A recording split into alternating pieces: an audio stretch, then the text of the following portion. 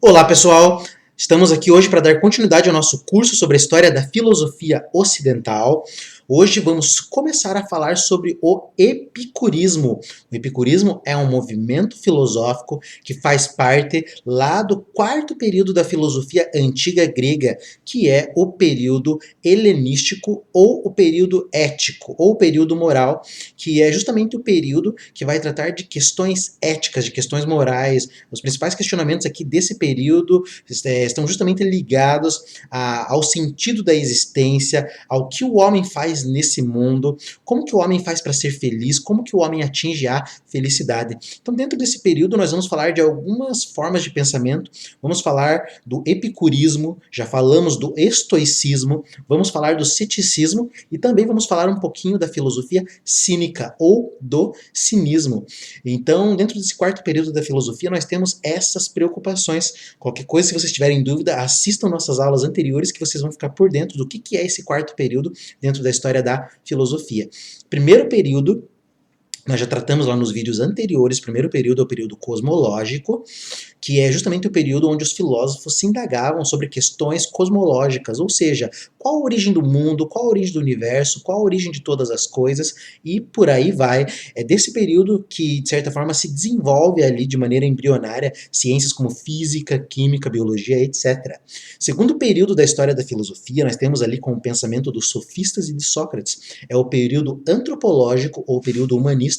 Esse período é marcado pelo questionamento o que é o homem, o que é a alma e por aí vai. Esse período é um período embrionário para as ideias da psicologia, porque justamente é um período que vai fazer uma análise sobre o que é o homem e o que é o ser humano.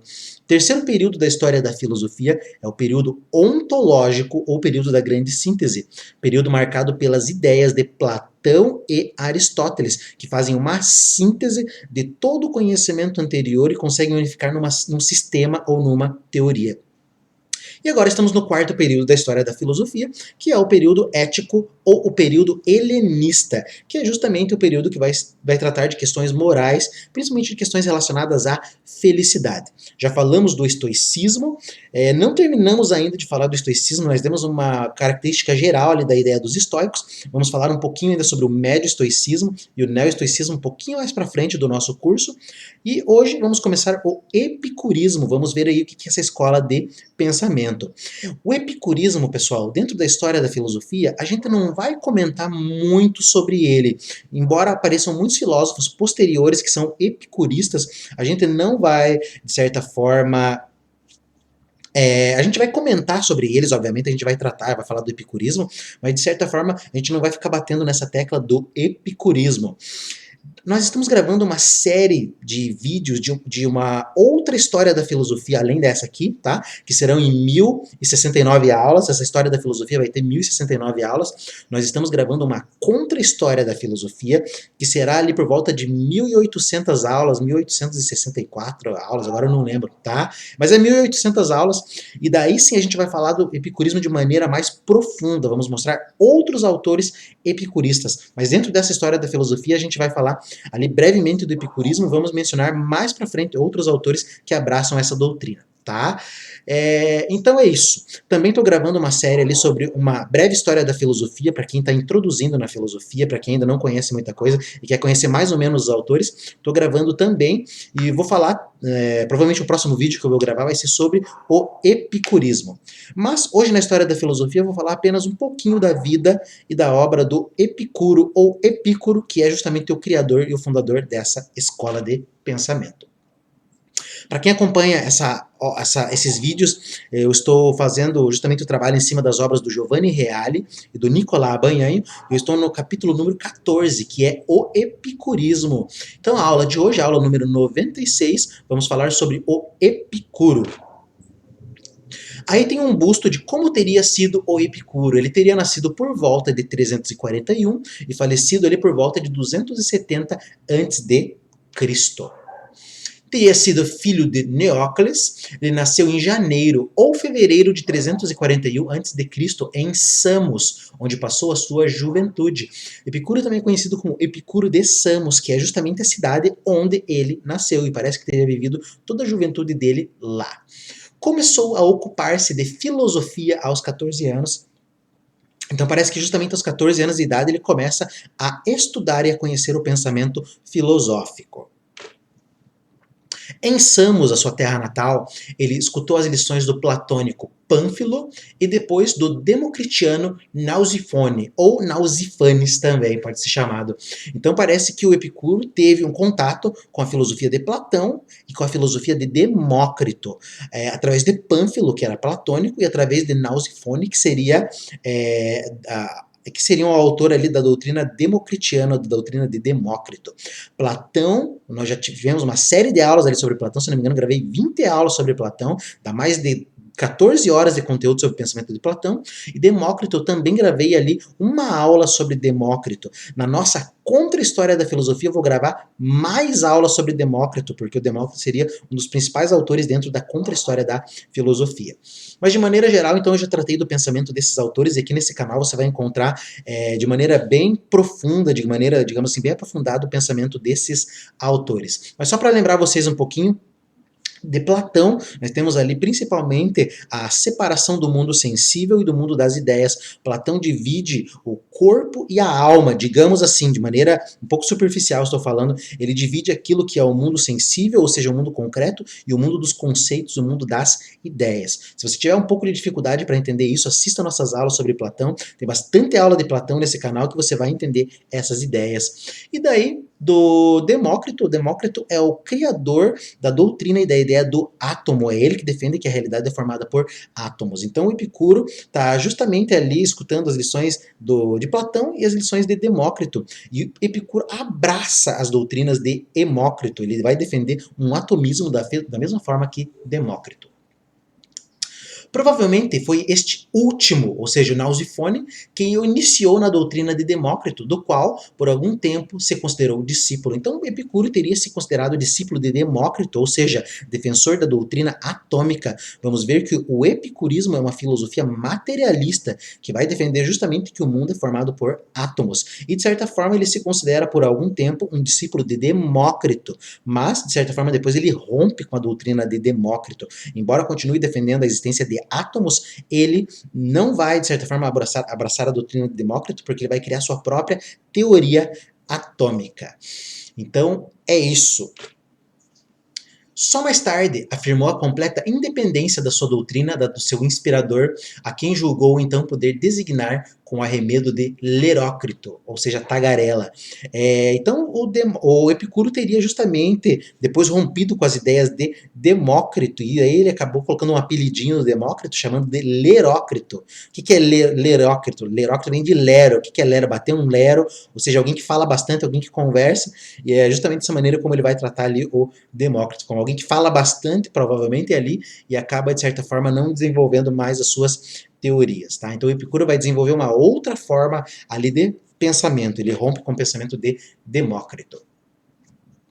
Aos 18 anos, Epicuro dirigiu-se a Atenas. Então, quando ele tem 18 anos, ele vai lá para Atenas. E, de certa forma, o que estava bombando lá em Atenas era justamente a filosofia de Platão e Aristóteles. Bom, ainda bombando, porque, de certa forma, essas filosofias já estavam começando a entrar em decadência. O epicurismo ali é uma das primeiras filosofias ali do período helenista, que é justamente um período onde aquele pensamento grego, aquele pensamento ateniense começa a se modificar. Mas, de certa forma, o pensamento de Platão e Aristóteles ainda eram muito fortes naquela época. Ali que estava surgindo o estoicismo, e ali também onde vai surgir o epicurismo. E o cinismo, de certa forma, estava se mostrando dentro desse período também. Não está demonstrado que tenha frequentado as lições de Aristóteles e de Xenócrates, que era naquele tempo o chefe da academia. Então não se sabe se ele teria frequentado ali as aulas de Aristóteles no liceu ou as aulas de Xenócrates na academia de Platão, porque Platão já havia falecido e, de certa forma, ali parece que Xenócrates já era o líder da escola, conforme eu já havia apontado nas aulas ali que eu falei sobre os acadêmicos ou os platônicos também. Então não se sabe se ele teria assistido essas aulas. Começou a sua atividade de mestre aos 32 anos, primeiro em Mitilene e em Lampsaco. E alguns anos depois em Atenas, parece que no ano 307 mais ou menos, onde permaneceu até sua morte, 271, 270 antes de Cristo. Então, de certa forma, ali ele vira o mestre da sua escola, onde pode-se afirmar que tem uma doutrina epicurista, por volta ali dos 32 anos de idade, e o Epicuro tinha uma série de seguidores. Então, a doutrina epicurista é quase ali uma seita religiosa, conforme a gente vai ver ali a configuração da sua academia, digamos assim. Não vou falar academia porque é academia de Platão, mas de certa forma ali a sua escola, certo? Então o Epicuro ele era respeitadíssimo, ele era considerado realmente o mestre dentro ali da sua escola de pensamento. A escola tinha sua sede no jardim, que em grego significa kepos. A escola tinha sua sede no jardim de Epicuro, pelo que seus sequazes ou seguidores foram chamados filósofos do jardim.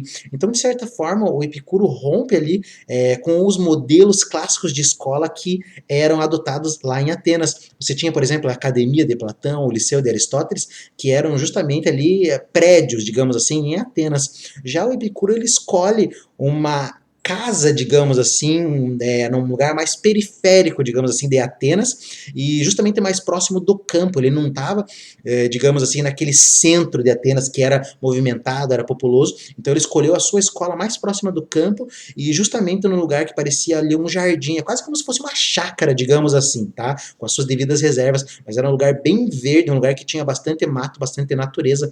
Isso já mostra mais ou menos o rompimento da sua teoria com a teoria dos outros autores, porque a filosofia de Epicuro é uma filosofia que, de certa forma, vai rejeitar aquela vida citadina, aquela vida da cidade, aquela vida do movimento. A filosofia do Epicuro é uma filosofia mais tranquila, mais sossegada, que justamente lembra, digamos assim, uma filosofia daquele que vai procurar o campo, né? Fugindo da cidade, fugindo daquele barulho, daquele movimento, que é uma paz de espírito, que é uma calma. É mais ou menos isso a filosofia epicurista. E o fato da sua escola ser num jardim, lá no campo, representa muito as suas ideias, conforme eu vou trabalhar nas próximas aulas. A autoridade de Epicuro sobre os seus discípulos era muito grande. O Epicuro, como eu falei, ele era respeitadíssimo. E é muito interessante fazer uma comparação do epicurismo com o estoicismo. Dentro do estoicismo, você tinha vários mestres do estoicismo e sempre aparecia algum autor que ia refutar ou recusar a doutrina do mestre. Então você tinha ali o Zenão de Sítio, que criou o estoicismo, depois veio o Crísipo, que trouxe ali uma outra forma de estoicismo. Antes do Crísipo teve também outros autores ali que justamente questionaram a autoridade do Zenão, como por exemplo o Cleantes de Assos, certo? Que justamente vai questionar a autoridade do mestre, e o estoicismo é isso, é sempre um mestre questionando a autoridade do outro mestre. Dentro do epicurismo não vai ter ninguém que vai questionar a autoridade do Epicuro. O que o Epicuro fala é lei, não a mudança. E dentro da contra-história da filosofia, a gente vai ver que vai haver, obviamente, autores epicuristas que vão alterar a doutrina do mestre, mas sempre com respeito ao mestre. Eles não mudam a sua mensagem original, a sua mensagem fundamental eles não mudam, mas eles apresentam ali algumas modificações, mas a estrutura original do epicurismo acaba não mudando. Então isso é bem interessante fazer essa comparação do epicurismo com o estoicismo. Tá? Dentro do estoicismo, a autoridade do mestre era questionada, no epicurismo não se questionava. O epicurismo era quase uma figura de um santo, digamos assim, é uma figura de alguém muito sagrado. Alguns autores fizeram até a comparação do Epicuro com o São Paulo, mas não na questão do conteúdo, porque o São Paulo obviamente adepto lá do cristianismo, ele vai propagar a palavra de Cristo. O Epicuro tem uma outra mensagem diferente de São Paulo, mas a atitude deles era bem comparada, porque de certa forma eles eram, digamos assim, eles tinham um espírito missionário, digamos assim, pode-se dizer quase que Epicuro é um missionário, alguém também divino, alguém sagrado, alguém que deve ser respeitado. É claro, São Paulo veio depois do Epicuro, mas depois que se conheceu São Paulo, fez muito essa comparação, assim, lembra bastante a figura do Epicuro, etc e tal. Tá? Então a autoridade dele era muito grande. Como as outras escolas, o epicurismo constituía uma associação de caráter religioso, mas a divindade a que era dedicada essa associação era o próprio fundador da escola. Então era quase uma sociedade de caráter religioso, tinha uma série de regras que se devia seguir e não se devia quebrar essas regras. Então o epicurismo ali era uma filosofia, de certa forma, quase ascética, ou seja, você tinha que levar uma vida quase de um santo, digamos assim. tá? E era uma coisa muito difícil. E a divindade dessa escola era o próprio Epicuro, era ele que as pessoas tentavam imitar, copiar, era ele que era, digamos assim, escutado. Quando o Epicuro falava, ninguém mais falava, só se escutava. Esperava-se o momento que o Epicuro fosse falar, porque as palavras dele eram muito importantes, digamos assim, para os seus discípulos. Agora uma citação do Sêneca. O Sêneca é um filósofo estoico lá do neo-estoicismo ou do estoicismo romano. Vejamos o que ele fala do epicurismo. As grandes almas epicuristas não as formou a doutrina, mas a assídua companhia de Epicuro. Então ele está dizendo ali que justamente não foi a doutrina de Epicuro que formou ali as almas dos epicuristas, ou seja, não foi ali uma doutrina que formou esses alunos epicuristas, mas foi a própria companhia do Epicuro. A filosofia do Epicuro é uma filosofia que se baseia muito na amizade. A gente vai ver que a amizade aparece muito forte dentro dessa filosofia, e o Epicuro ali ele aparece como alguém que está sempre próximo dos seus alunos, sempre aconselhando, sempre exortando, sempre de certa forma ali corrigindo, mas de certa forma é uma figura presente ali que vai justamente através das suas atitudes mostrar os seus ensinamentos. Então ele é alguém que falava aquilo que pensava e vivia conforme ele pensava. Então ele não fazia coisas que eram opostas àquilo que ele justamente defendia, e os seus discípulos seguiam o seu exemplo. Não através de lições que eram dadas ali, mas através de conversas, através da companhia do mestre. Tanto durante a sua vida, como depois da sua morte, lhe tributaram os discípulos e os amigos honras quase divinas e procuraram modelar a sua conduta pelo seu exemplo. Então procurou-se seguir as doutrinas de Epicuro através dos exemplos dados por Epicuro, e justamente após a morte de Epicuro continuou-se essa doutrina. Até muitos autores ali vão exaltar essa divindade de Epicuro, como por exemplo Lucrécio, que é um filósofo romano, que a gente vai falar um pouquinho sobre ele também, que de certa forma ele vai fazer elogios ao Epicuro, comparando ele quase com a divindade, comparando ele quase como se fosse um deus, digamos assim, para você ver a importância desse autor, o impacto do Epicuro para esses pensadores. Uma outra citação do Sêneca, vamos ver o que o Sêneca fala. Comporta-te sempre como se Epicuro te visse. Era o preceito fundamental da escola. Então eles sempre diziam, se comporta de uma forma como se Epicuro estivesse te vendo. Então veja, olha o poder do Epicuro para os seus alunos. Mesmo que Epicuro não estiver te olhando, você tem que se comportar como se ele estivesse te vendo. Ou seja, não se comporte mal, porque ele, de certa forma, entenda como se ele estivesse olhando para você. Então se comporte da forma que, de certa forma, mais condiz com o pensamento da escola. Então veja como Epicuro é importante para os seus discípulos. Epicuro foi autor de numerosos escritos, cerca de 300 escritos, então ele teria escrito muito, mas sobrou-se muito pouco das suas obras, né? Dessas 300, sobraram alguns fragmentos e 3 obras ali, tá? Restam apenas 3 cartas conservadas por Diógenes Laércio. Diógenes Laércio é considerado um autor ali que, de certa forma, ele é um autor muito importante porque ele vai escrever ali uma doxografia sobre a vida dos filósofos. Ele vai escrever uma história da filosofia, comentando várias histórias sobre os filósofos, e se não fosse ele, a gente não conheceria certos autores. Então ele conservou 3 cartas que Epicuro teria escrito a outros autores. A primeira carta do Epicuro seria a carta a Heródoto, e é uma breve exposição da física. Então Epicuro, assim como os autores do estoicismo, possui uma física. A gente vai falar da física epicurista. Então a gente vai falar da concepção de mundo de Epicuro, que é a concepção atômica. Então essa carta a Heródoto conserva justamente a doutrina atômica do epicurismo.